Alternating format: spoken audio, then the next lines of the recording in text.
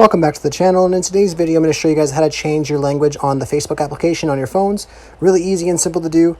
So all you have to do is head over to Facebook, open that up, and then you just want to click on the three lines in the bottom right corner.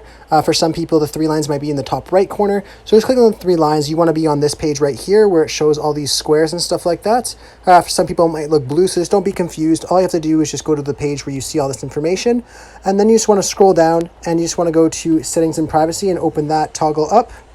And then you just want to click on app language, and it will open you up to this right here. If you haven't been here before, it might ask you to allow access, but it'll bring you to this page here on iPhones. And then you'll see a preferred language options right here. So you can just click on that to toggle open all the options.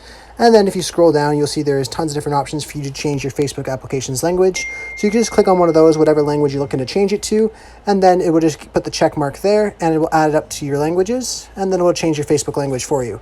I really hope I was able to help you guys out with showing you where and how to change your language on Facebook. If it was helpful, be sure to leave a like on the video and subscribe for more. Thanks for watching.